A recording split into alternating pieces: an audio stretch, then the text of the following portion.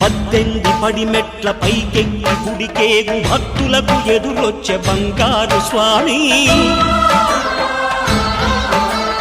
ఇరుముడులు స్పృశించి శుభమును దీవించి జన బృందముల చేరే జగమేలు స్వామి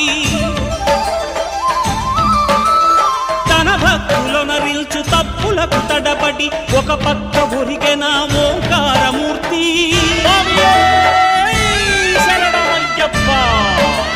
స్వాములందరూ తనకు సాయము కాగా ధీమంతుడై లేచే ఆ కన్య స్వామి పట్టబంధము వీడి భక్తతతికై